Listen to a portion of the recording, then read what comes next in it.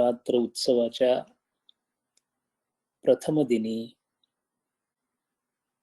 माँ शारदा, आदिशक्ती, श्री माता दुर्गा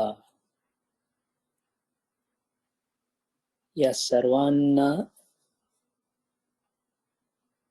नमस्कार पूर्वक स्मृती आदरांजली देण्यासाठी आपण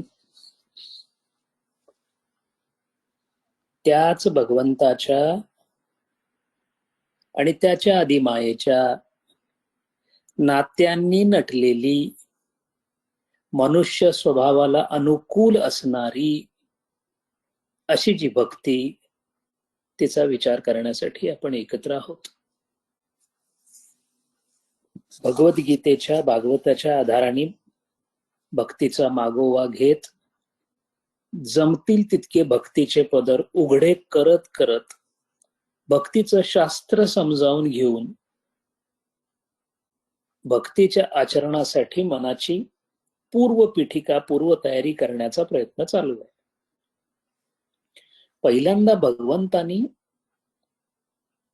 भक्त म्हणजे कोण आणि भक्ती म्हणजे काय, या दोन्ही गोष्टी भगवंतानी भगवद्गीतेमध्ये 12व्या अध्यायामध्ये सांगितलेल्या आहेत.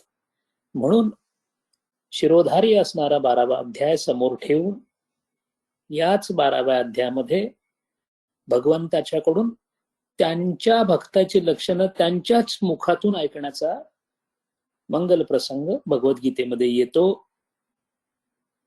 आणि मग भक्ताला माझ्यापर्यंत कसं पोहोचावं हे सांगता सांगता भगवंत भक्ताच्या गुणांबद्दल बोलायला लागतात.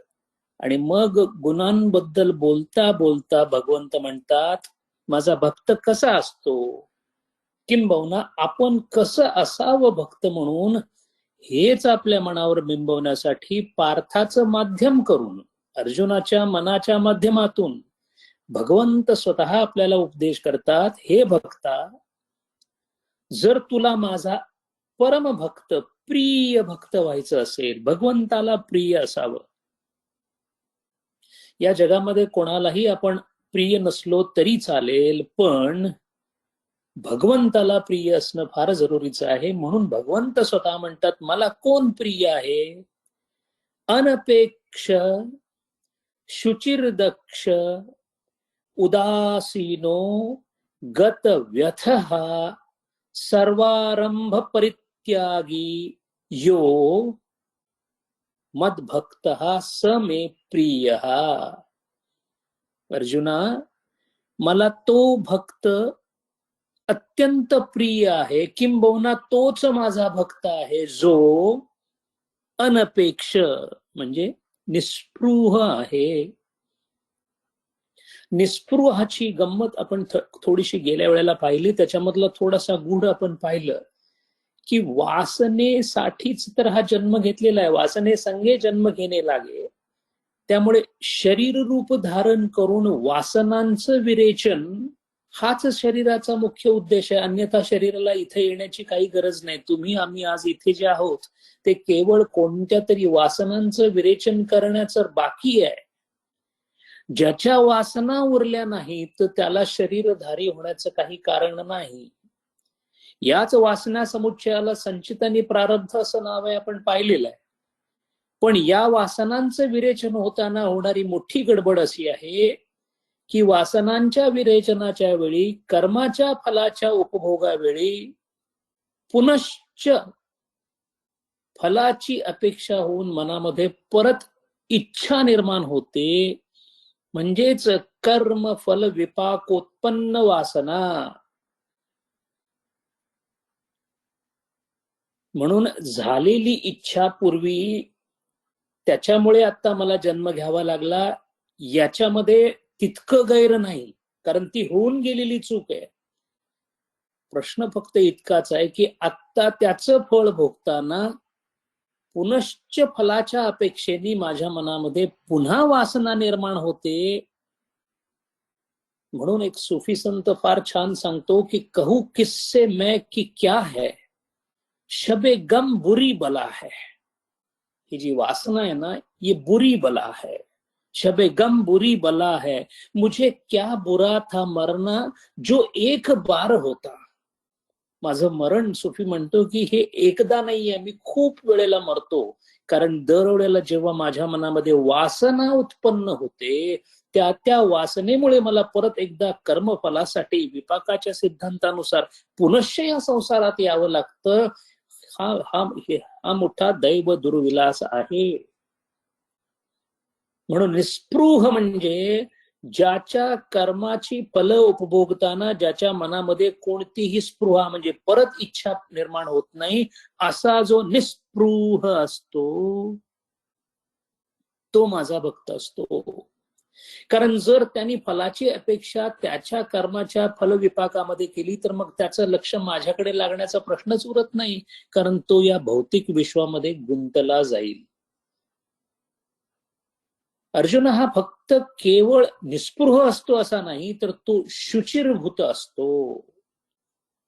शुची म्हणजे अंतर्बाह्य पवित्रता. भगवद्गीतेने फक्त शुची असा शब्द सांगून तो मंत्र श्लोक तिथेच सोडून दिला. पण माऊली त्या शुची एका शब्दावर इतक्या सुंदर रीतीने काव्य करत आपल्याला दृष्टांताने समजावून सांगते. माऊली म्हणते, मोक्षे देऊनी कीर काशी होय कीर, परी वेचे लागे शरीर तिथे गावी. काशीला गेल्यानंतर शरीर शुद्ध होतं, शुचिर्भूत होतं असं मानतात, पण त्याच्यासाठी तिथं जावं लागतं. हिमवंतू दोष खाये, परी जीविताची हानी होय, तैसे शुचित्व नाही सज्जनांचे. हिमालयामध्ये गेल्यामुळे शुचित्व येतं, साधना वगैरे करून, पण हिमालयामध्ये जाणं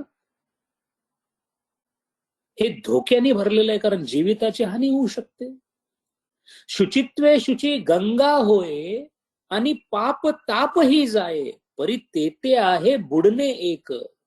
गंगेला जाऊन गंगा स्नान केल्यानंतर गंगामाईच्या आशीर्वादाने पाप आणि तप दोन्ही होतात, पण गंगेमध्ये बुडण्याचा पण धोका आहे.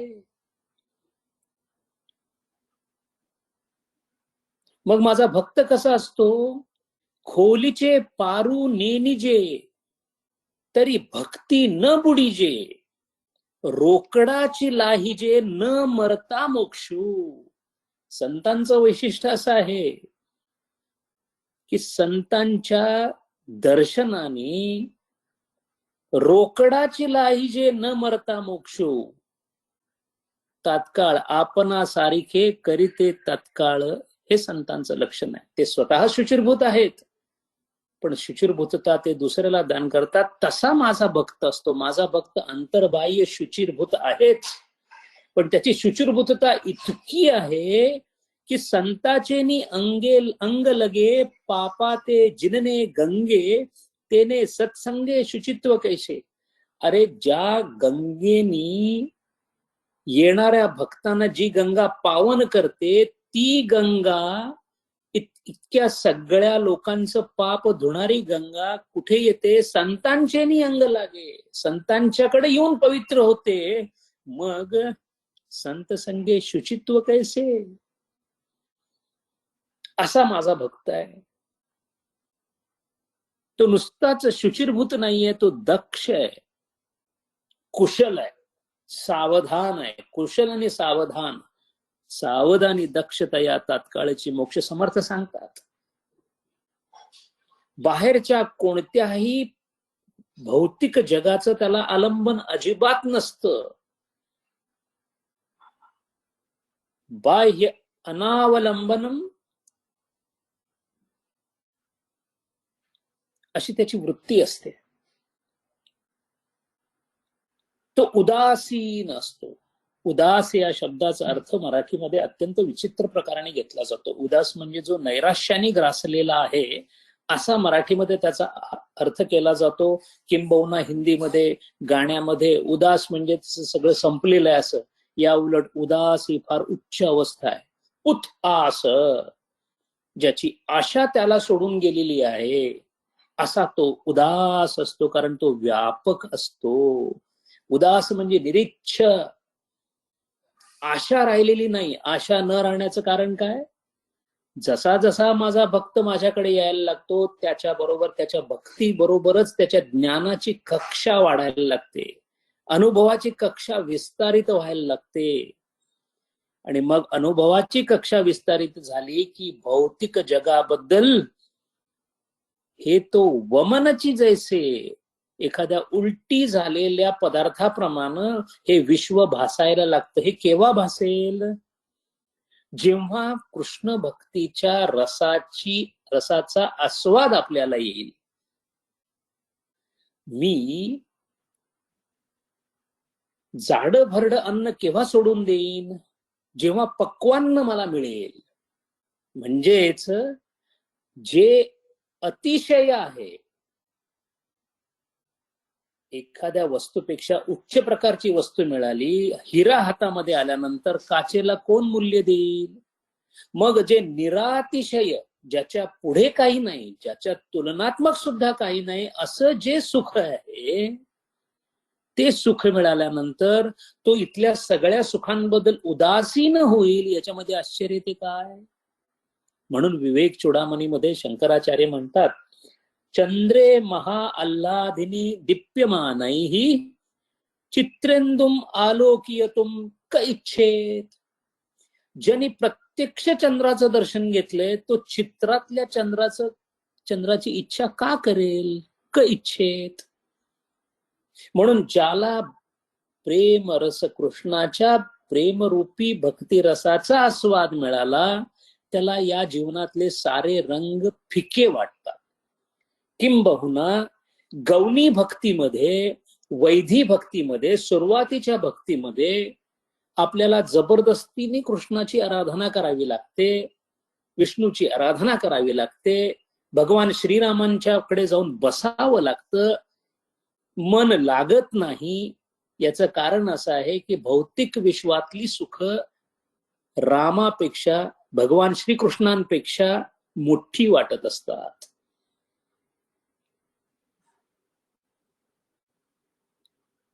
एखाद्या फोनचं नवीन मॉडेल आलं किंवा एखाद्या ठिकाणी सेल लागला असला, तर ज्या पद्धतीने आपण ताबडतोब तयारी करून पळत सुटतो, तसं कृष्णाच्या दर्शनाला पळत सुटणं होत नाही. नवरात्री सुरू झाल्या, आता मला पळत पळत जाऊन दुर्गा मातेचं दर्शन घ्यावं आणि तिथेच बसावं असं वाटत नाही. रीतरिवाजापोटी भगवानांच्या मंदिरात जाऊन घंटा वाजवणे हे आपल्याकडून होतं, पण त्याला लागणारं जे कर्षण आहे, ते कर्षण ज्यांना जाणवलं त्यांना कृष्ण मिळतो. म्हणून कोणत्याही संतांना विचारलं भौतिक विश्वाबद्दल, तर त्यांनी इतकी नाकं मुरडलेली आहे. त्याचं कारणच असं आहे, कबीर महाराज म्हणतात, रहना नाही देश बिराना है. हे सगळं विरान आहे असं म्हणतात ते. आपल्याला जे रंगीबेरंगी छान विश्व वाटतं, ते कबीरांना कसं वाटतं? रहना नहीं देश बिराना है, ये दुनिया जर और जाखड. हे वाळलेली लाकडं आहेत, ज्याला वाळलेल्या लाकडांचं जंगल आहे. आग लगे जल जाना है. अशी आग लागली की जशी एखादं लाकूड जळून जावं, जंगल जळून भस्मसात व्हावं, तशी ही दुनिया भस्मसात होणारी आहे. रहना नहीं देश बिराना है. तेच कबीर महाराज दुसऱ्या एका कवनामध्ये असं म्हणतात की नैहरवा हमका न भावे. मला आता या भौतिक विश्वाची आवड संपून गेलेली आहे. कारण का? मला याच्यापेक्षा कैक पटीने, अनंत पटीने जो मोठा असा जो कृष्ण भक्ती रस आहे, त्याचं अमृतपान मी आता करतोय. साई की नगरी परम अति सुंदर, जहां कोई आवे न जावे, तपन यहां जिया की बुझाए, साई का मन रिझावे. नेहरवा हमका न भावे. मला आता हे भौतिक विश्व चांगलं वाटत नाही, निरस झालंय. मीरेला सगळ्या राजघराण्यातल्या लोकांनी सांगितली, अगं असं करू नको, अगं तुझं लग्न झालेलं आहे, अगं तू राजकन्या आहेस, राजपुतानातल्या मोठ्या घराण्यामध्ये जन्माला आलेली आहेस, या सगळ्यांचा तिच्यावर परिणाम झाला नाही. कारण की रहना नाही देश बिराना है, मेरे तो गिरीधर गोपाल दुसरो न कोई. याला उदासीन आणि व्यापक अवस्था असं म्हणतात. असा हा भक्त उदासीन असतो आणि तो गतव्यथा असतो, त्याला संसारातली व्यथा नसते. याचा अर्थ प्रारब्ध वशात आलेली कोणतीही अवस्था तो आनंदाने स्वीकारतो. त्याची संसार व्यथा कशी गेलेली असते? संसार म्हणजेच संसरणम, पुढे पुढे सरकणं. कशामुळे सरकणं? इच्छा झाली म्हणून त्या इच्छेचं वासनेत रूपांतर झालं. इच्छा आणि वासनेमुळे कर्म करावं लागलं. कर्मामुळे फल मिळालं. फलामुळे परत संस्कार झाले. त्या संस्कारातून परत इच्छा झाली. त्या इच्छेचं वासनेत रूपांतर झालं. हे असं पुढं पुढं जाणं आहे. संसरती इथे संसार हा, असं संसाराचं स्वरूप आहे. इच्छा कर्म वासना, इच्छा कर्म फल वासना इच्छा संस्कार कर्म, अशा पद्धतीने पुढे पुढे जात जाणे. यालाच आचार्य अविद्या काम कर्म त्रिग्रंथी असं म्हणतात. कारण अविद्या, परिणाम काम, आणि भोगावं लागतं ते कर्म आणि कर्मफल. पण माझा भक्त यातून सुटलेला आहे असं भगवान म्हणतात. माऊली फार सुंदर सांगते, व्याधा हातोनी सुटला विहंगू जैसा. एकदा व्याध्याच्या जाळ्यातून तो पक्षी सुटला की तो मोकळा आहे. तसा माझा भक्त सुटलेला असतो. म्हणून कबीर महाराज म्हणतात की या वासना कर्म हे जे सगळं आहे ना, हे सगळं आणून देणारे कोण आहेत? तर पंचेंद्रिय आहेत. म्हणून ते म्हणतात हिरणा, मनाला सांगतात हिरण म्हणतात, मनाला हरिण म्हणतात. हिरणा समज बुझ चरणा, एक बन चरणा. ब्रह्मामध्ये लीन होऊन राहा चालेल.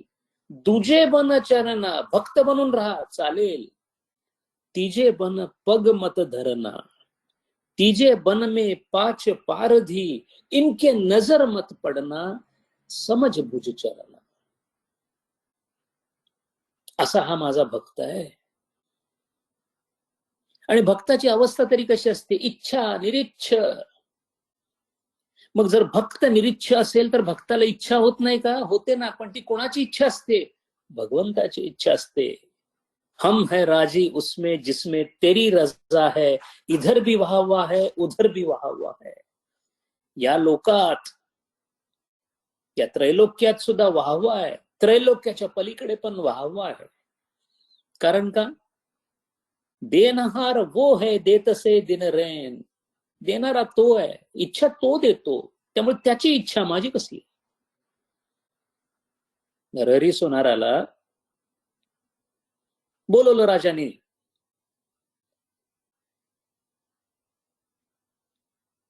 सेना महाराजांना बोलवलं. सेना महाराजांना त्यांच्या राजांनी बोलवलं दाढी करण्यासाठी, केस बनवण्यासाठी, दाढी करण्यासाठी बोलवलं. सेना महाराज भक्तीमध्ये गुंतलेले होते. निरोप राजाकडून आला, पण मन भगवंताला दिलेलं होतं. मग जेव्हा भक्त असा भगवंताला मन देतो, तेव्हा मग भक्ताचं काय होणार याची काळजी भक्ताला लागत नाही, त्याची भगवंताला लागते. म्हणून भगवंतानी दुसरं सेना नावाचं रूप घेऊन जाऊन दाढी वगैरे सगळं करून आला.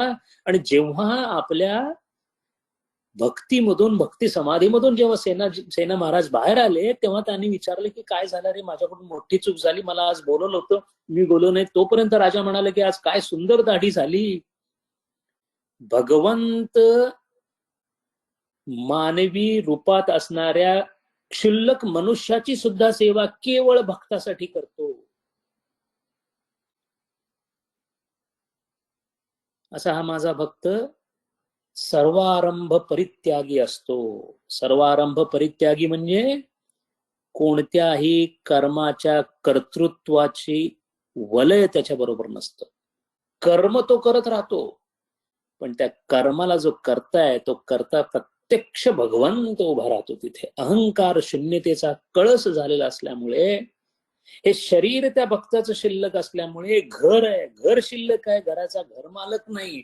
त्यामुळे मग त्या घराचा घर मालक प्रत्यक्ष देव भगवान होतात. अहंकृती नाही अंगी, तैसा निरंधन आगी विझोनी जाय. माऊली म्हणते, जर इंधनच दिलं नाही तर लाकूड पुढे पेटेल असं होणारच नाही. तसं अहंकार पूर्ण गेल्यामुळं माझ्या भगवंताची, माझ्या भक्ताची अवस्था अशी होते की तो कोणतंही कर्म स्वतःहून करत नाही, कारण त्याच्या मनाचं अधिष्ठान माझ्या हृदयात आहे. म्हणून संत किंवा भक्त जेव्हा जेव्हा जे जे करतात, काया वाचा मन या तिन्हीच्या माध्यमातून, संतांच्या शरीरातून, भक्ताच्या शरीरातून होणारी प्रत्येक गोष्ट ही भगवंतानी केलेली असते. म्हणून त्या ग्रंथांना प्रासादिक म्हटलं जातं. स्वामी विवेकानंदांच्या मध्ये असणाऱ्या परमेश्वराच्या अंशावर रामकृष्णांचा इतका विश्वास होता की एकदा जेव्हा साधी चिमणी वेगळ्या प्रकारची गंगेच्या पाण्यावर उडताना दिसली आणि विवेकानंदांनी रामकृष्णांना सांगितलं की मी आज बहुतेक चातक पक्षी बघितला, ताबडतोब रामकृष्ण बाहेर आले आणि म्हणाले, कुठे आहे मला दाखव. म्हणजे चातक पक्षी आहे की नाही याचा वाद आहे हे सुद्धा त्यांच्या लक्षात आलं नाही. कारण जर नरेंद्र बोलतोय तर परमेश्वर बोलतोय, ते सत्य असलं पाहिजे. म्हणून ज्ञानेश्वरी, तुकारामांची गाथा, नाथ महाराजांची गाथा, समर्थांचा दासबोध, एक एक शब्द, एक एक अक्षर भगवंताच्या मुखातून आलेला आहे. भगवंतानी संतांचं माध्यम नसतं तर भगवंताला रूप घेण्याची कोणतीही गरज नव्हती, किंबहुना घेतलंच नसतं. इथपर्यंत भक्ताचं वर्णन जे आहे ते भगवद्गीतेमध्ये अशा पद्धतीने केलंय. पण याच मंत्रावर, याच श्लोकावर जेव्हा माऊली सांगायला बसतात, हा प्रसंग कसा आहे, ज्ञानेश्वरी लिहायचं चाललंय, समोर गुरुतत्व बसलेलं आहे, निवृत्तीनाथ बसलेले आहेत, लिहिणं चालू आहे, ज्ञानदेव समाधी अवस्थेत आहेत आणि समाधी अवस्थेमध्ये असून सुद्धा ज्ञानेश्वरीचं लिखाण चालू आहे, मुखामधून ज्ञानेश्वरी बाहेर पडतीये. आणि हे पडत असताना स्वतःच्या बुद्धीचा वापर नाही केलेला, कारण त्या बुद्धीमध्ये अधिष्ठित आता खुद्द परमेश्वर असल्यामुळे या मंत्राचा, या श्लोकाचा अर्थ लावताना ज्ञानेश्वर महाराजांना, माऊलीला प्रत्यक्ष चित्र समोर उभा राहिलेलं आहे. हे भक्ताचं वर्णन त्यांनी जेव्हा आपल्या शब्दात वर्णन केलं तेव्हा स्वतः भक्त असल्यामुळे निस्सीम भक्तांनी समोर भगवंत उभा असताना निवृत्तीनाथांच्या रूपाने केलेलं वर्णन आहे. म्हणून त्याची जी बहार आहे. म्हणून काका नेहमी सांगतात, भगवद्गीता जारडे भरडे गहू आहेत, ज्ञानेश्वरी साजूक तुपातली पोळी आहे. कारण ज्ञानदेवांच्या हाताने बनलेली आहे, ज्ञानदेवांच्या चक्षुंनी दिसलेली आहे. म्हणून याच श्लोकाचं वर्णन करताना ते म्हणतात की भक्ती सुखा लागी आपण पेची दोही भागी वाटून या अंगी सेवकै बाणे. भक्तिशास्त्राचं गमक, गौडीय भक्ती संप्रदाय असो, श्री संप्रदाय असो, हरिदास संप्रदाय असो, वैष्णवांच्या सर्व संप्रदायांच्या तत्वज्ञानाचं मूळ माऊलींनी फक्त एका ओवीत सांगून गेले. ती ओवी अशी आहे की भक्ती सुखा लागी आपण पेची दोन्ही भागी वाटून या अंगी सेवकै बाणे.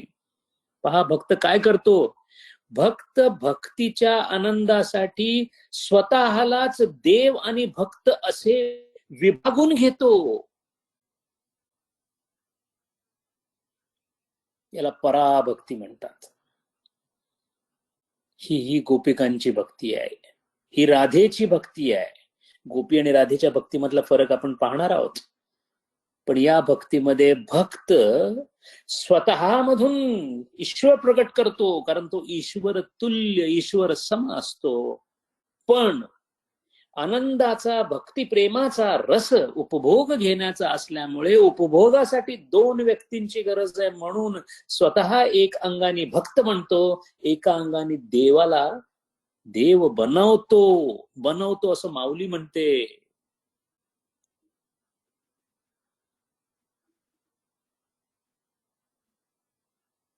पुढे माऊली असं म्हणतात,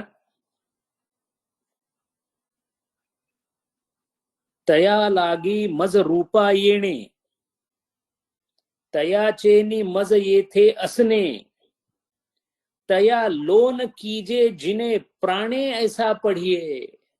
कोण सांगतंय? भगवंत म्हणतात की असा हा भक्त जो मला पुढे उभा करून स्वतः भक्त बनतो, याच्यावरून मला जीव ओळून टाकावासा वाटतो.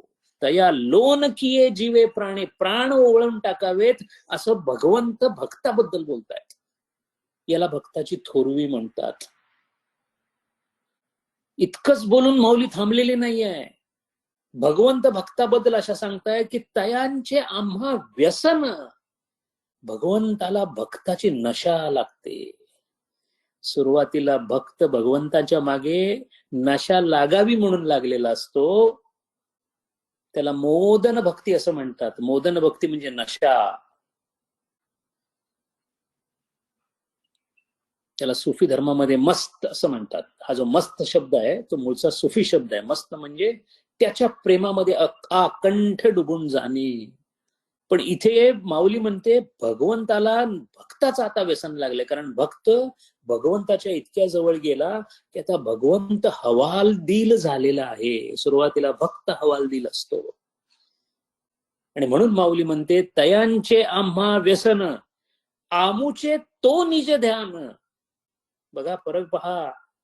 माऊलीच्या कल्पना शक्ती कुठे गेलेली आहे आणि हे सांगत असताना माऊली कोणत्या अवस्थेमध्ये असेल. आमुचे तो निज ध्यान. भगवंत म्हणतात भक्त माझा निज ध्यान आहे.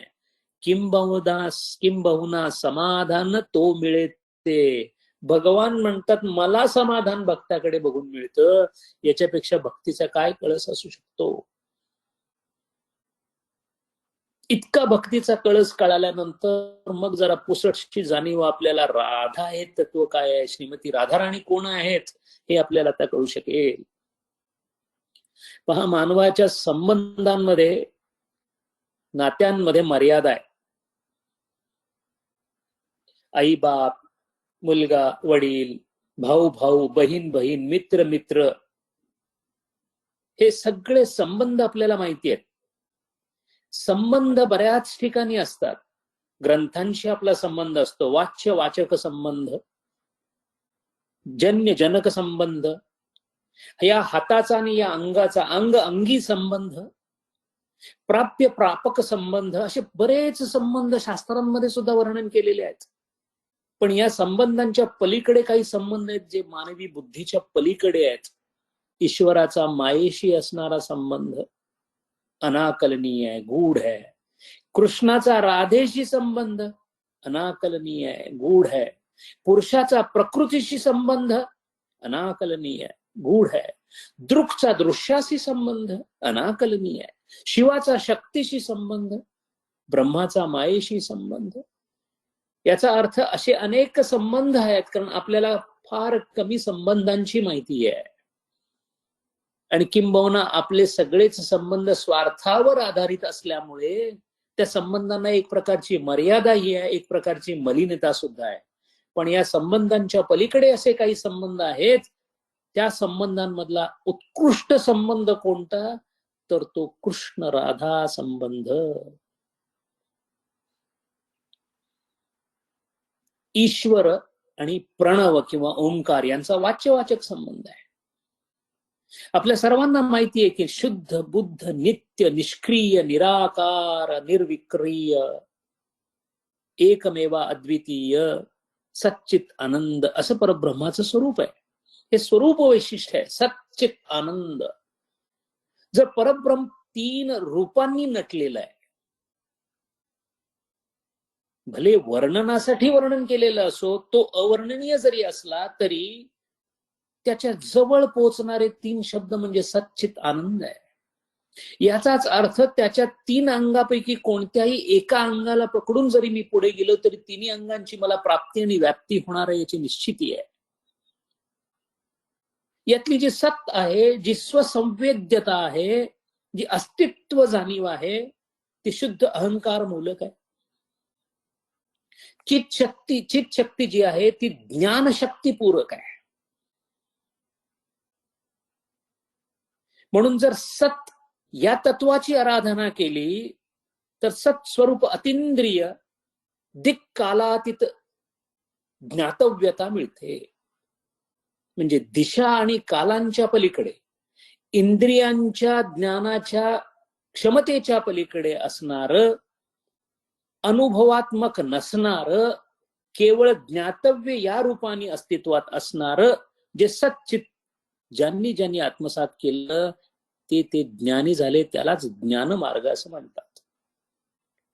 चित स्वरूपाची ज्यांनी आराधना केली ते केवळ चिताचं स्वरूप, चित स्वरूप पाहण्याचा प्रयत्न करताना ज्ञानाची पराकाष्ठा करून अशी ज्ञान पराकाष्ठा प्रेरित प्रकृती आणि विकृती यांच्या अतीत जाऊन जे ख्याती करतात त्यांना केवली म्हणतात.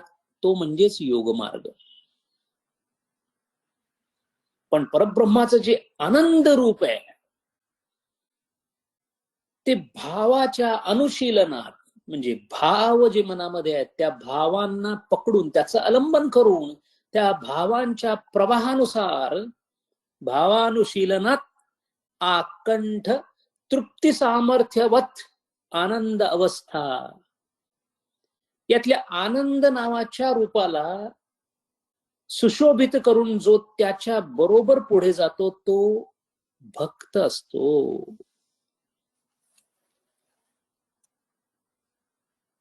याचाच अर्थ सुख दुःख विरहित, क्लेश आदी भाव रूप विरहित, कर्म क्लेश विपाक आशय रहित, अविद्या अस्मिता राग द्वेष अभिनिवेश पंच क्लेश रहित, असं जे परमेश्वराचं आनंद रूप आहे ते आनंद रूप परमेश्वराच्या मध्ये शक्ती रूपामध्ये अस्तित्वात आहे.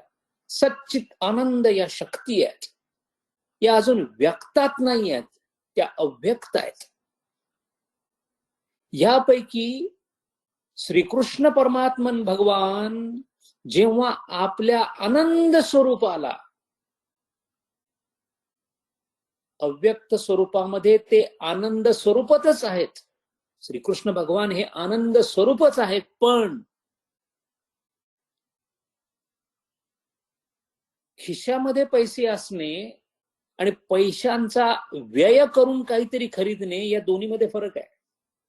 आपल्याकडे पगार झाला की पैसे येतात, आपल्याला माहिती आहे आपल्याकडे पैसे आहेत, मग का खर्चण्याची बुद्धी होते हो? आपल्याला पैसेच हवे आहेत ना, मिळवायचे पैसे आहेत, मग खर्चतो का आपण? त्याचा उपभोग घेण्यामध्ये सुद्धा आनंद येतो. म्हणून तर आनंदासाठी जाऊन पटदिशी काहीतरी खरेदी करून येतो. याचा अर्थ पैसे असणे हेही आनंद स्वरूप आहे, ते अव्यक्त स्वरूपामध्ये. पैशाच्या मार्फत केलेली खरेदी ही व्यक्त स्वरूपामधला आनंद आहे. आणि म्हणून व्यक्त स्वरूपातल्या आनंदासाठी आदान प्रदानाची गरज आहे, म्हणजे दोन वस्तूंची गरज आहे.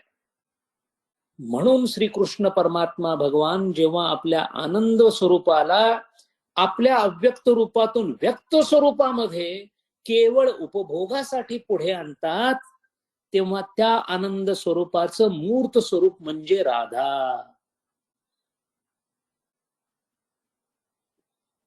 आता कृष्ण आणि राधेच्या नात्याबद्दल आपल्या मनामधले सगळे संभ्रम मळभ निघून जाईल. जिचं लग्न झालेले आहे मग ती आपल्या नवऱ्याला सोडून कसं काय श्रीकृष्ण भगवानांच्याकडे गेली आणि 1,00,000 काय 18,000 आणि 800 आणि अमुक आणि तमुक, ह्याचं लक्षात न येण्याचं कारण इतकंच आहे, किशोर नंद किशोर असं नाव आहे भगवंतांचं. 7 ते 12 वर्षाच्या आयुला किशोर असं म्हणतात. 7 ते 12 वर्षाच्या आयुमधला किशोर जेव्हा राधे बरोबर प्रणय करू शकेल का? त्या प्रणयाला काय म्हणावं? कारण या संबंधांवर आपल्या संबंधाचे आरोपित केल्यामुळं आपल्याला कलुषितपणा मनामध्ये येतो. म्हणून रामकृष्ण आणि विवेकानंद दोघांनी आपल्याला सांगितलेलं आहे की कृष्ण आणि राधेच्या संबंधाबद्दल कुणी सामान्य माणसांनी बोलू नये. एकतर त्याच्या बुद्धीच्या पलीकडची गोष्ट आहे. आपण थोडस ते समजावून घेण्याचा प्रयत्न करतो.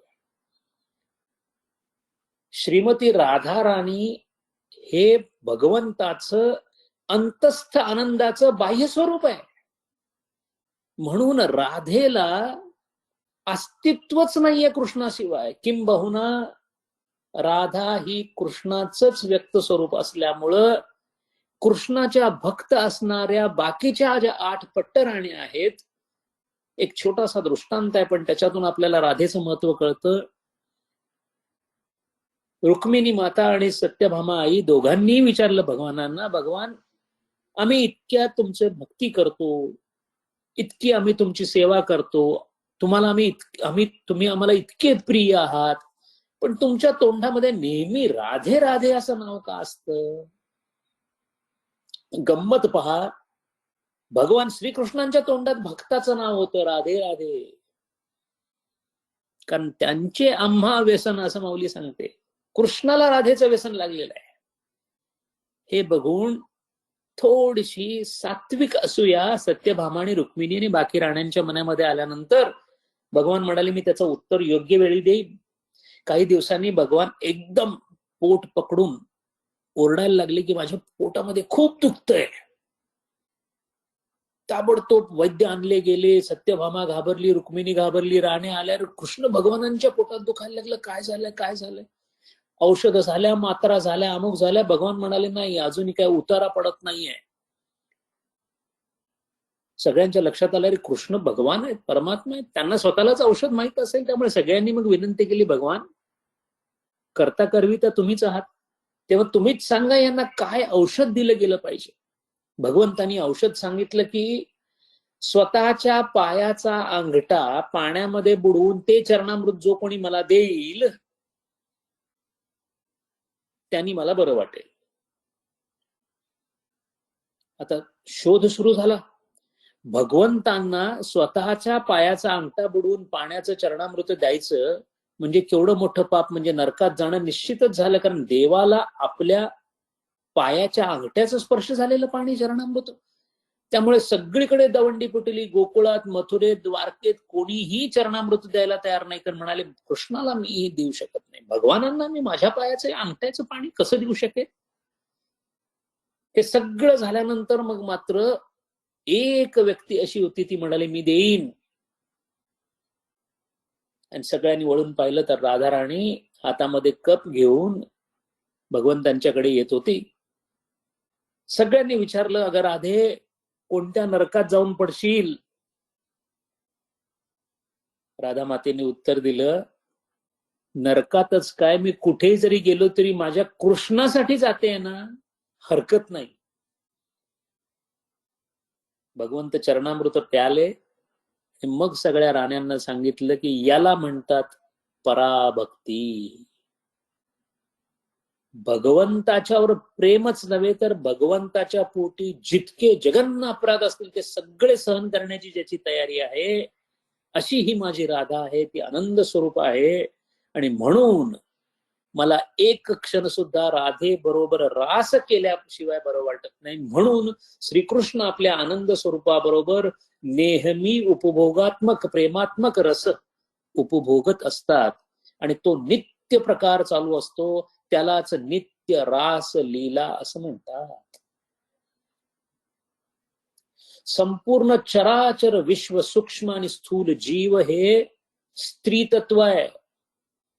समस्त पुरुषांनी समजून घ्यायला हरकत नाही की श्रीकृष्ण परमात्म्याच्या दृष्टीने आपण स्त्री आहोत, कारण तो एकमेव पुरुष आहे. अजूनही आपल्या मनामध्ये पुरुष आणि स्त्री असे शब्द येताच प्रचंड मोठा भेद येतो मनामध्ये. आणि स्त्री आणि पुरुषाचं नातं हे फक्त आणि फक्त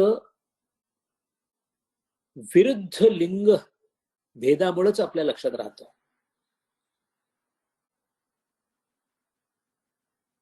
एक लहान बाळ असेल, एक वर्षभरापेक्षा सुद्धा लहान, आणि एक वर्षाभरापेक्षा लहान मुलगी असेल, असे एक वर्षापेक्षा लहान असणारे मुलगा आणि मुलगी बाजूबाजूला जरी खेळत असले तर आपल्याला दोघे किती छान दिसतात खेळताना. आता फक्त त्यांच्या दोघांच्या वयामध्ये जर 15 वर्षे मिळवली तर मनामध्ये बहा कल्पना कशा बाजूला फिरायला लागतात. याचाच अर्थ वासनांनी डागळलेलं आपलं मन स्त्री पुरुषांकडे एकाच नात्याच्या नजरेने पाहतं आणि तेच नातं तमोगुणात्मक रजोगुणात्मक असल्यामुळे भक्तीमध्ये त्याला अजिबात स्थान नाहीये. म्हणून जो कोणी गोपी आणि राधा आणि कृष्ण यांच्या बाबत असं कसं असा विचार करतो त्याचं मन हे लिंगभेदानी कलुषित झालेलं असतं. जेव्हा मी वडील म्हणून माझ्या मुलीला भेटतो तेव्हा मी पुरुष असतो ती स्त्री असते याची मला कल्पना असते, पण माझ्या मनामध्ये पुरुष स्त्री कधीही नसतं, कारण मला ती माझे बाळ वाटतं. म्हणजे ती कोणत्या लिंगाची आहे याच्यापेक्षा भावना इतक्या उच्च पातळीला जाते की नातं सत्वामध्ये रूपांतर होतं, माझं बाळ असं होतं. असं नातं ज्याला ठेवता येईल त्यांनीच भक्तीच्या क्षेत्रामध्ये पाय ठेवायला हरकत नाही. म्हणून कृष्ण भगवानांच्या रासलीला समजायला अवघड आहेत. गोपी जर माता आपल्या बाळासाठी हिरकणीसारखी आई जर आपल्या बाळासाठी कड्यावरून उडी मारू शकते, तर मग गोपींनी आपल्या नवऱ्यांना सोडलं किंवा ऐहिक विश्व सोडलं तर त्यात नवल काय आहे. पण ज्याच्यासाठी सोडलं तो इतका उत्कट असावा लागतो. म्हणून तर समर्थ बोल्यावरून गेले. आपण बोल्यावरून गेल्यामुळे आपण समर्थ होऊ शकत नाही, त्याला समर्थ असावं लागतं. आपण असमर्थ आहे. एका राजाचा राजा असून आपल्या पत्नीला लहान बाळाला सोडून जेव्हा जाण्याचा प्रसंग आला तेव्हा सिद्धार्थ गौतम बुद्ध सोडून गेले, कारण त्याच्याही पेक्षा उत्कट असं काहीतरी वाट बघत होतं. म्हणून ते बुद्ध आहेत. आपल्याकडून ते होऊ शकत नाही कारण आपण निर्बुद्ध आहे. असं हे राधेचं जे स्वरूप आहे, अशी ही जी भक्ती आहे, ही भक्ती जेव्हा आपल्याला विकसित करायची असते तेव्हा आपल्याला आपल्या ज्ञानामध्ये जाणकारीमध्ये असणाऱ्या काही तत्वांचा उपयोग करून भक्तीला सुरुवात करायची असते. म्हणून भक्तीची जेव्हा सुरुवात केली जाते तेव्हा ती शास्त्राप्रमाणे केली की वैधी भक्ती, किंवा सुरुवातीला जेव्हा आपण मनाला समजावून सांगून भक्ती करतो, किंबहुना आपण विभक्त असतो म्हणून भक्तीला सुरुवात करतो, त्यावेळेला त्याला कामात्मिका भक्ती असं म्हणतात. कामात्मिका भक्ती म्हणजे एकूण 12 स्थायी भाव आपण गेल्या वेळेला पाहिले. या 12 स्थायी भावांमधून 12 रस उत्पन्न होतात. या 12 स्थायी भावांमधले 7 जे आहेत ते गौण भाव आहेत, 5 मुख्य भाव आहेत. या 5 मुख्य भावांचं नाव शांत भाव, दास्य भाव, सख्य भाव, वात्सल्य भाव आणि प्रियता. याच्यातून निर्माण होणारे रस सुद्धा शांत, दास्य, सख्य, वात्सल्य आणि माधुर्य असे 5 रस निर्माण होतात. या 5 रसांचं आलंबन करून या 5 नात्यांनी जेव्हा भक्ती करायला लागतो तेव्हा त्याला संबंधात्मिका भक्ती असं म्हणतात. पण महाराज, कृष्णाची भक्ती करण्यासाठी लागणारा जे वात्सल्य किंवा सख्य किंवा दास्य किंवा शांत किंवा मधुर भाव आहे, हा असा एका रात्रीत येत नाही. सुरुवातीला कामात्मिका भक्ती करावी लागते. काम म्हणजे इच्छा. सुरुवातीला इच्छेने भक्ती करायची आहे. पुढे जेव्हा त्या भक्तीमध्ये आपण हळूहळू पुढे जाऊ तेव्हा आपण संबंधात्मिका भक्ती म्हणजे परमेश्वराशी संबंध प्रस्थापित करण्या इतक्या अधिकार आल्यानंतर संबंधात्मिका भक्ती चालू होते. कामात्मिका भक्ती कशी चालू होते? कामात्मिका भक्तीचं पहिलं पाऊल किंबहुना भक्तीची सुरुवात स्नेहाने होते. स्नेह. स्नेह हा शब्द संस्कृतमध्ये स्नी या धातूपासून आलेला आहे. स्नी म्हणजे कौतुक. किंवा चिकटपणा, म्हणून स्निग्ध पदार्थ असा शब्द आहे मराठीमध्ये, ज्याच्यामध्ये चिकटपणा असतो त्याला स्निग्ध पदार्थ म्हणतो आपण. स्नेह, स्निग्ध, गोडी असा सुद्धा त्याचा अर्थ आहे. स्नेह हा प्रियकराचा सतत विचार जेव्हा करतो तेव्हा त्याला स्नेह असं म्हणतात. ही भक्तीची पहिली अवस्था आहे. प्रियकराचा सतत विचार करायचा म्हणजे काय? भौतिक विश्वातून मन जितकं काढता येईल तितकं काढायचं, जितकं भगवंतावर घालता येईल तितकं घालायचं. याला प्रियकराला साध देणे असं म्हणतात. आणि साध कोणाला देतो? जो आपल्याला आवडतो त्याला साथ देतो. त्यामुळे पहिल्यांदा कृष्ण आवडायला लागतो. आवडणं महत्वाचं आहे. 1 तारखेचा पगार आवडतो, सुंदर स्त्री आवडते, सुंदर वस्तू आवडते. आवडली की तिच्या खरेदीच्या मागे आपण लागतो. त्याला आवड पहिल्यांदा असायला लागते. तसं कृष्णाबद्दल पहिल्यांदा आवड निर्माण झाली पाहिजे. आणि आवड निवड निर्माण होण्यासाठी निवड बरोबर असली पाहिजे. हे चुकीचं आहे. भगवंत खरे आहेत, बाकीचं आजूबाजूचं सगळं मायावी आहे, खोटं आहे, त्रासाला कारणीभूत देणार आहे. ज्याला विवेक म्हणतो आपण, विच धातू जो आहे तो म्हणजेच निवड. निवड झाली की मग आवडीला आपल्याला सवड मिळते. जी आवड आहे तिथं माणूस वेळ काढतोच काढतो. म्हणून भगवंतासाठी वेळ मिळत नाही अशी बऱ्याच जणांची तक्रार आहे. त्याचं कारणच असं आहे, आवड नाहीये. कितीही काम असलं तरी जेवायचं सोडत नाही, कारण जेवण्याची गरजही आहे, आवडही आहे. म्हणून आवड असणे, प्रियकराचा सतत विचार, या स्नेहाचं वर्णन संतांनी, आपल्या ज्ञानदेव महाराज, तुकाराम महाराज यांनी, आपल्या नाथांनी खूप वर्णन केलेलं आहे या 5 अवस्थांचं, कारण ते उत्कृष्ट दर्जाचे पराभक्त होते. तुकाराम महाराज म्हणतात, या स्नेहाबद्दल सांगतात, कन्या सासुराशी जाये मागे परतूनी पाहे. सासूर म्हणजे हे भौतिक विश्व. सारखं लक्ष मागे, कुठे? माहेराकडं. मागे परतूनी पाहे, तैसे झाले माझ्या जीवा, कधी भेटसी केशवा. चुकलिया माय बाळ हुरू हुरू पाहे. हुरूर तर राहू दे, आठवण येत नाही भगवंताची. किती दुर्दैव आहे आपलं बाळ. जीवना वेगळी मासोळी, तैसा तुका तळमळी. याला स्नेह म्हणतात. चलो मन वृंदावन की ओर,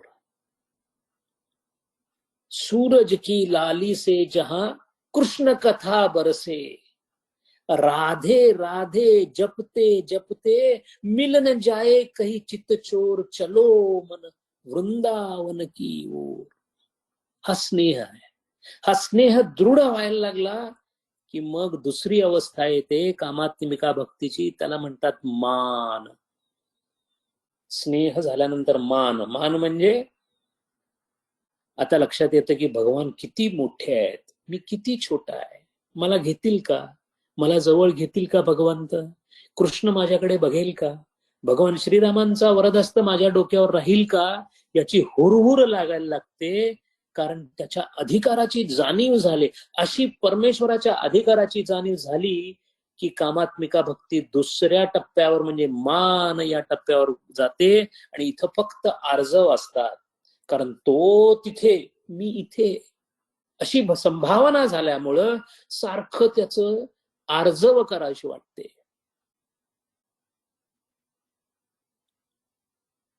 या आर्जवाचं वर्णन माऊलींनी खूप सुंदर केलंय. घनू वाजे घुन घुना, वारा वाहे ऋण जुना. काय घणू आहे हो? आत्ता बासुरीचे स्वर ऐकायला यायला लागले, कारण तो किती मोठा आहे मला कळालं. आता त्याचे फक्त असे बासुरीचे स्वर माझ्या कानावर पडतायत. विसरून चालणार नाही, माऊली नाथ योगी आहे.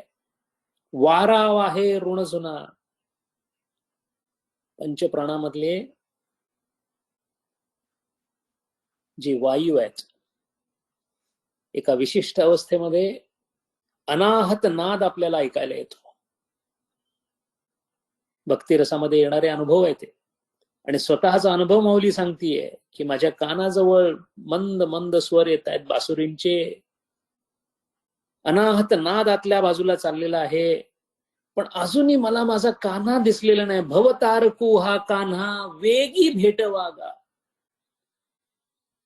चांदू ओ चांदने चांपे ओ चंदने, देवकी नंदन विने नावडे की. मला चंद्र नको, मला चांदन नको, मला चाफा नको, मला चंदन नको, कारण देवकी नंदन मला हवाय तो नाहीये. अवस्था कशी आहे? चंदनाची चोळी माझे अंग अंग पोळी, कानो वन माळी वेगी भेटवा की. आपल्याला असं वाटतं की काय सुंदर काव्य केलेलं आहे. माऊली काव्य करत नाही, माऊली अनुभव सांगते. मग चंदनाची चोळी कशी अंग जाळी जाळी करेल? महाराज, भगवंत भक्तीच्या उत्कट भक्तीमध्ये शरीरामध्ये होणारे बदल शरीराचं तापमान असह्य करण्या इतपत वाढवतात. रामकृष्ण परमहंसांना काली मातेची भक्ती करताना अंगामध्ये दाह इतका होत असे की 2.5-3 तास गंगेच्या पाण्यामध्ये गळ्यापर्यंत बुडून उभे राहत. कितीतरी तुळशीचा पाला वाटून लावला जात असे, चंदनाचे लेप लावले जात असत. शेवटी एका योग्यांनी मंत्रून दिलेलं एक कड त्यांना घालण्यात आलं. त्याच्यानंतर त्यांचा हळूहळू दाह कमी झाला. एका विशिष्ट फुलांचा हार त्यांना घालण्यात आला. त्याच्यानंतर त्या हाराची फुलं सुकत गेली, पण अंगाचा दाह कमी झाला. याचा अर्थ अंगाचा दाह म्हणजे कपोल कल्पित नाही. चंदनाची चोळी माझे अंग अंग जाळी, कान्हो वन माळी मग वेगी भेटवा हो, सुमनाची सेज शीतळ हो निकी, पोळे आगी सारखी वेगी विझवा का.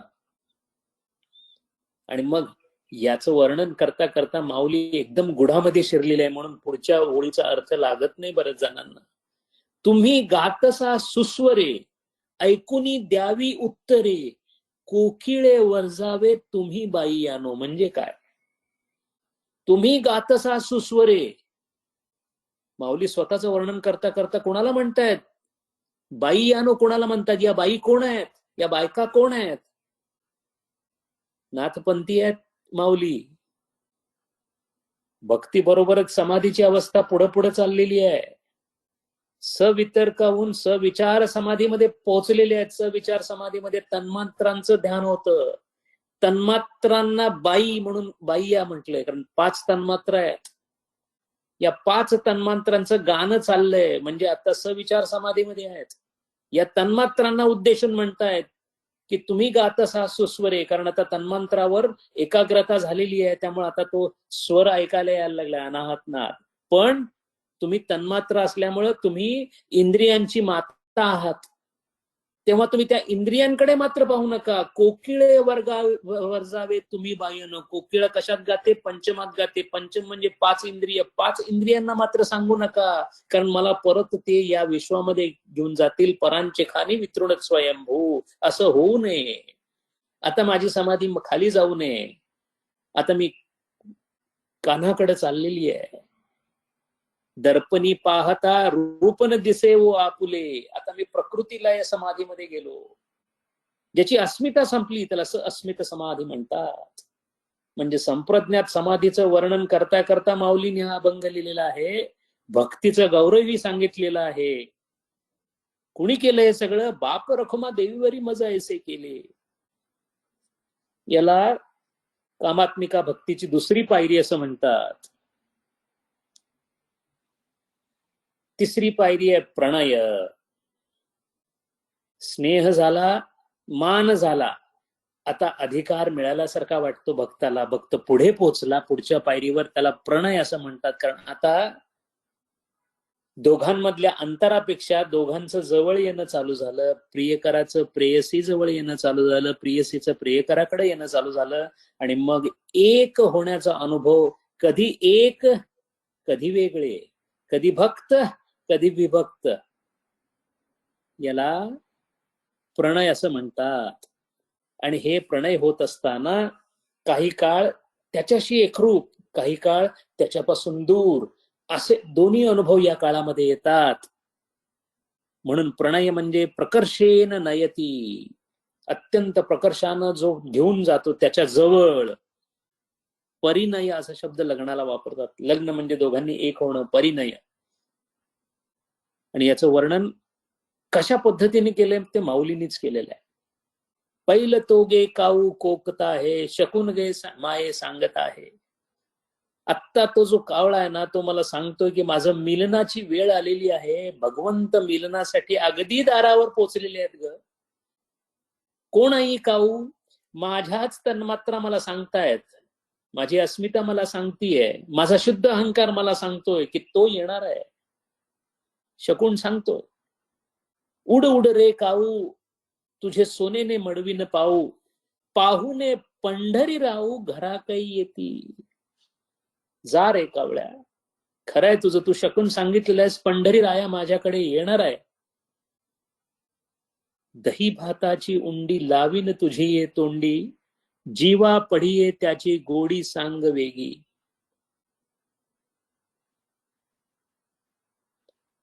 केवळ स्थूल शरीराचं बोलत नाही रे मी माझ्या संपूर्ण पंचकोशांकित शरीराला तुला अर्पण करीन. दुधे भरुनी वाटी लावीन तुझे होटी, सत्य सांगे गोठी विठो येईल काही. येईल ना रे. येणार की नाही याच्या मधली जी अवस्था आहे त्या अवस्थेचं वर्णन माऊली करतीये. आंबे या डहाळी फळे चुंबी रसाळी, अजी चेरे काळी शकून सांगे. ज्ञानदेव म्हणे जाणीये ये खुणे, भेटता पंढरी राये शकून सांगे. हे या प्रणयाचं वर्णन माऊलींनी केलेलं आहे. आता एकरूपता आहे. आता आता भगवंत स्वतः येऊन माझ्याशी सायुज्य मुक्ती एकरूप होणार, त्यांचं दर्शन होणार. आणि त्यांचं दर्शन जर होणार असेल तर मग मला माझ्याबद्दल काही, माझ्या मनामध्ये किंवा माझ्या बुद्धीमध्ये माझ्या अस्तित्वाचं काही खूण शिल्लक राहील का? अजिबात राहणार नाही. आणि जेव्हा स्वतःच्या अस्तित्वाची खूण लक्षात अजिबात शिल्लक राहत नाही, ज्याला पातंजली महाराजांच्या योगशास्त्रामध्ये प्रकृती लय समाधी असं म्हणतात, त्याच अवस्थेला भक्ती रसामध्ये पुढची पायरी म्हणजे राग असं म्हणतात. पुनश्च एक बार, राग हा मराठीतला शब्द क्रोध म्हणून आहे तसा वापरला जात नाही, त्याला संस्कृतमध्ये क्रोधच म्हणतात. राग म्हणजे एखाद्या गोष्टीबद्दल असणारं प्रेम. आता काया वाचा आणि मन या तिन्हींचीही माझ्याशी फारकत झालेली आहे. त्यामुळे मला माझ्या स्वतःच्या अस्तित्वाचा विसर पडलेला आहे.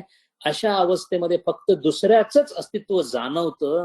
मला फक्त श्रीकृष्णाच्या अस्तित्वाची जाणीव शिल्लक राहिलेली आहे.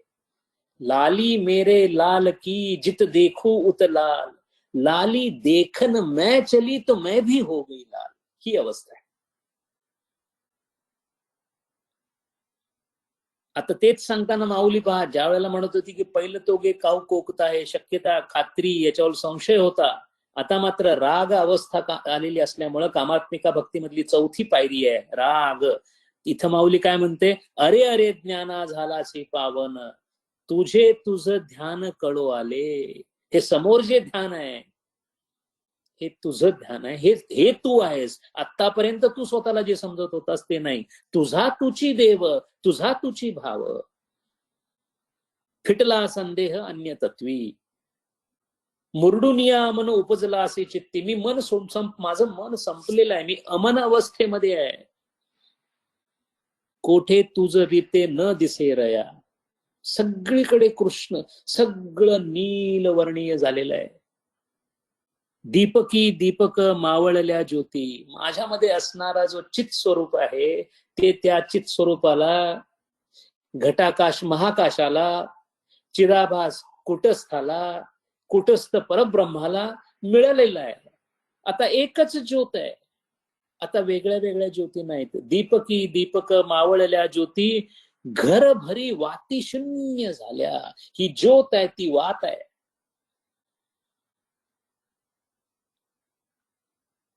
कर्म, अविद्या आणि काम या त्रिग्रंथींनी जी बाधित आहे ती वात आहे. हे सगळं सुटणारे जे ती ज्योत आहे, दीपक आहे तो.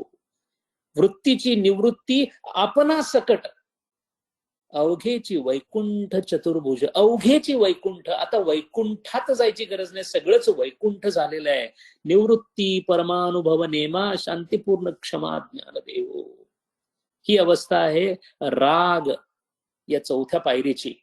आणि हे झाल्यानंतर कामात्मिका भक्तीची 5वी अवस्था येते, त्याला अनुराग असं म्हणतात. या अनुरागाचं वैशिष्ट्य असं आहे की रोज नित्य नूतन लहरी. एक दृष्टांत घ्यायला हरकत नाही. आंबा खाल्ला छान लागतो, दुसरा आंबा खाल्ला छान लागतो, तिसरा जरा कमी छान लागतो, चौथा, असं करत करत 10व्या आंब्यापर्यंत असं होतं की नको. उलट विचारात घ्या, एक आंबा खाल्ला छान वाटलं, दुसरा आणखीन छान वाटलं, तिसरा आणखीन त्याच्यापेक्षा छान वाटायला लागलं, चौथा त्याच्यापेक्षा नवीन. हे भगवंताच्या भक्तीत होत. नित्य नूतन आनंद अनुभव.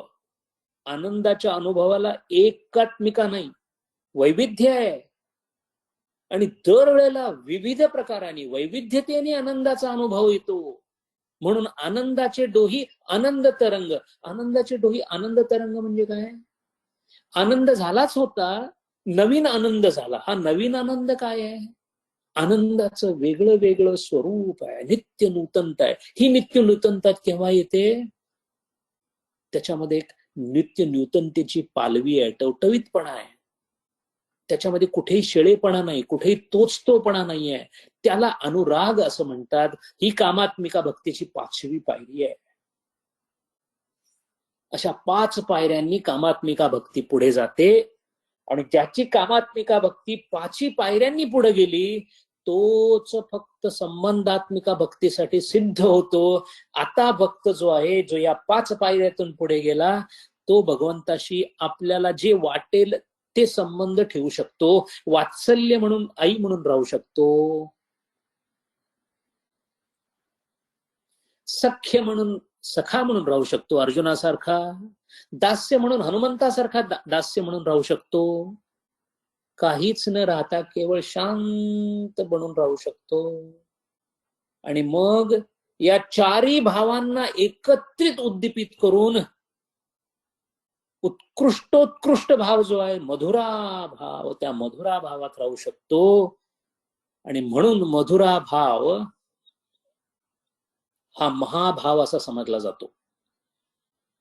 कामात्मिका भक्तीमध्ये 5 पायऱ्या आपण पाहिल्या, त्या 5च्या 5 प्रत्येक संबंधात्मिका भक्तीमध्ये येतात. म्हणजे वात्सल्य रूपाने जर भक्ती केली तर स्नेह मान प्रणय राग अनुराग, सख्य रूपानं भक्ती केली तर स्नेह मान प्रणय राग अनुराग, दास्य भावाने केली तर स्नेह मान प्रणय राग अनुराग, शांत मात्र भक्तीने केली तर यातले कोणतेही होत नाही, कारण सगळंच शांत झालेलं असतं.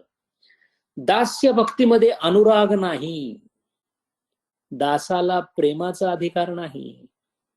म्हणून रागापर्यंतच अनुराग हा नूतन प्रेम लहरीचा आहे. म्हणून हनुमंताला रामाबद्दल अनुराग प्रेम नाही, राग प्रेम आहे. म्हणून वात्सल्य संबंधामधले 5, सख्य संबंधामधले 5 आणि दास्य संबंधामधले 4 हे एकत्र केल्यानंतर आणि मधुर संबंधामधले 5 असे एकत्र करून 19 भाव होतात. स्नेह मान प्रणय राग अनुराग या 5 भावांनी वात्सल्य सख्य दास्य आणि मधुर जेव्हा एकत्रित येतात तेव्हा 19 भाव होतात. या 19 भावांना एकत्रित महाभाव म्हटलं जातं. असा महाभाव फक्त श्रीमती राधाराणीमध्ये आहे. गोपिकांमध्ये केवळ एक भाव आहे. हा गोपी आणि राधिकांमधला फरक आहे.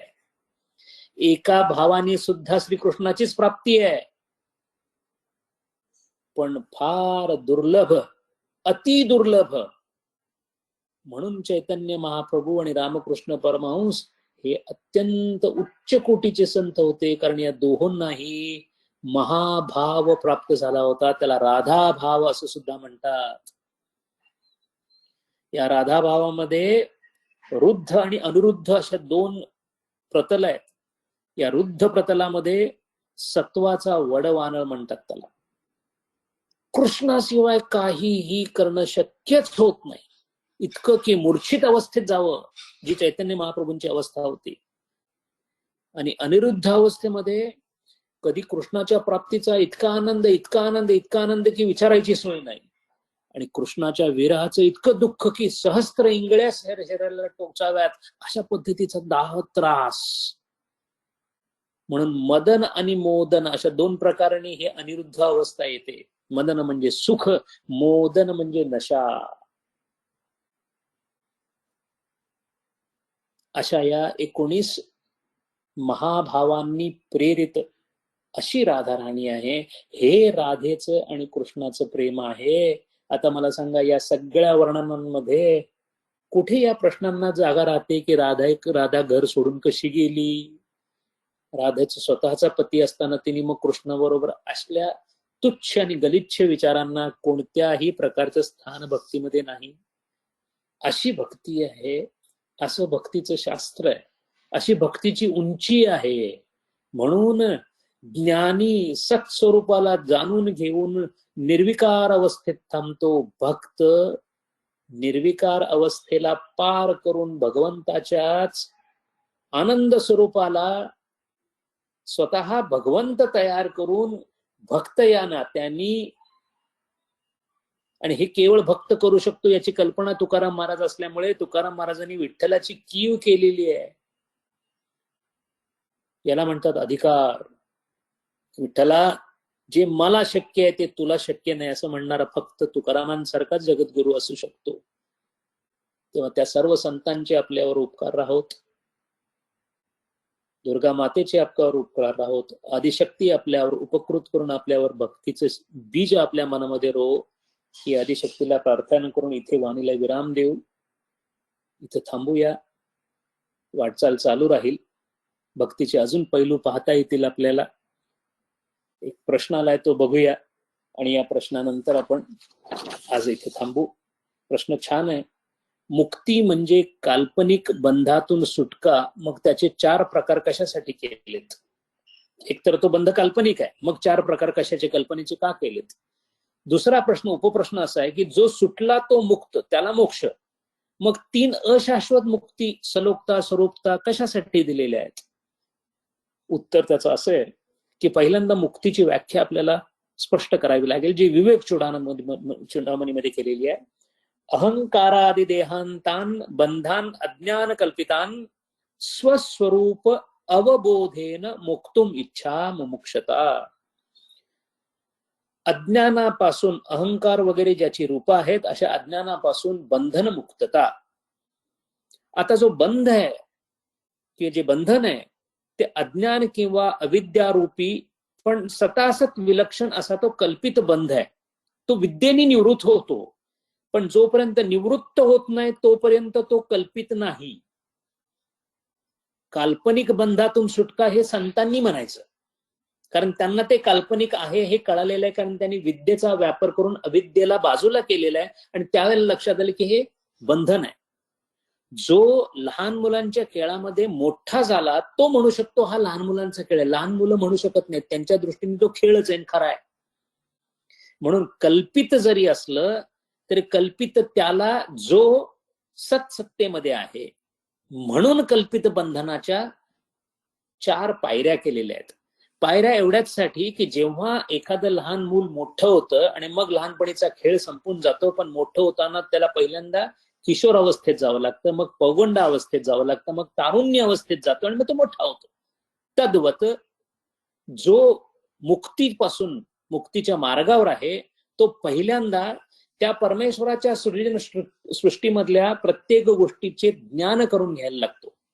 आणि इतक्या अफाट विस्तारलेल्या सृष्टीचं ज्ञान होताना सुरुवातीला त्याला जसं त्याच्या ज्ञानाची कक्षा विस्तारित होईल तसं तसं या विश्वाचं स्वरूप त्याला कळायला लागतो. त्या स्वरूप कळण्याच्या पहिल्या अवस्थेमध्ये त्याला सलोकता येते, कारण त्याची त्या क्षेत्रामध्ये त्याला ओळख व्हायला लागते, परमेश्वराच्या क्षेत्राची ओळख. आता आपल्याला भेदामधून जीव म्हणून या जगाची माहिती आहे. ज्ञानी म्हणून जेव्हा माहिती व्हायला लागेल तेव्हा पहिल्यांदा सलोकता म्हणजे परमेश्वराच्या अस्तित्वाची जाणीव सृष्टीमध्ये ज्ञानाची कक्षा विस्तरित झाल्यामुळे व्हायला लागते. एकदा ती आणखीन वाढत गेली की हळूहळू त्याच्या तत्वाच्या आपण जवळ जायला लागतो, आपण समीपता होते त्याची. एकदा ही समीपता ज्ञानाची कक्षा पूर्ण विस्तारित झाली आणि त्याची ज्ञानाची पराकाष्ठा झाली की तो ज्ञानाची पराकाष्ठा असणारा ईश्वर त्याच्या तद्रूप होतो, त्याच्या सारखा होतो. तोच होत नाही, त्याच्या सारखा होतो. त्याला स्वरूपता असं म्हणतात. आणि शेवटी मी त्याच्यासारखा झालोय ही सुद्धा अवस्था जेव्हा ओलांडली जाते तेव्हा मी तोच होतो, मी नारायण होतो. त्याला सायुज्यता असं म्हणतात. अशा 4 प्रकारांनी तो तिथे जातो. अगदीच दृष्टांत घ्यायचा झाला तर जो असंख्य जनमानसामधून एखादी परीक्षा देऊन डिस्ट्रिक्ट कलेक्टर होतो तो सलोखतेमध्ये गेला असं म्हणायला हरकत नाही, कारण तो आता गव्हर्नमेंट सर्व्हिस मध्ये गेला. गव्हर्नमेंट सर्व्हिस म्हणजे परमेश्वराच्या राज्य असं समजू आपण. तर तो सलोखतेत गेला. पुढे जेव्हा तो आणखीन सिनियर होऊन मुख्यमंत्री झाला तर तो समीपतेजवळ गेला. म्हणजे त्याचा संबंध पंतप्रधानांशी येत राहील. त्याला पंतप्रधान कोण आहे ते निश्चित माहिती आहे. त्याला पंतप्रधानांशी वार्तालाप करण्याचा अधिकार आहे. समीपता. त्याच्यानंतर तो पंतप्रधान होतो. स्वरूपता. आणि हे सगळं होणं जे आहे हे ज्या गोष्टीवर अवलंबून आहे ती म्हणजे आपली कॉन्स्टिट्यूशन. तिथून सगळी ही ताकद येते. त्याच्यातून हे सगळं सरकार उभं राहतं, अमुक राहतं. पण त्याचा मूळ कुठं असेल स्त्रोत तर आपल्या संविधानामध्ये. तेव्हा संविधान होणं म्हणजे नारायण रूप सायुज्यता. असं अधिकार विस्तारण किंवा ज्ञान विस्तारण करत करत आपण तिथे पोहोचतो. अशा प्रकाराने तो मुक्त जरी असला तर या 3 अशाश्वत आहे. 3च काय, चौथीही अशाश्वतच आहे. कारण मुक्त झाला तर कोण जो राहिलाच नाही तो मुक्त कसं म्हणायचं? कारण मुक्त म्हणायला त्याला बंधन सापेक्षित मुक्तता आहे. जेव्हा बंधन संपलं तेव्हा मुक्तता हा शब्द सुद्धा संपला. म्हणून 3च नाही 4ही अशाश्वत म्हणायला हरकत नाही. अशा पद्धतीनं 4 मुक्तींचा विचार झालेला आहे. इथे वाणीला विराम देऊ. हरिओम. ओम पूर्णमद पूर्णमिदं पूर्णात् पूर्णमुदच्यते पूर्णस्य पूर्णमादाय पूर्णमेवावशिष्यते. ओम शांति शांति शांति. हरि ओम. श्री गुरुभ्यो नमः. हरि ओम.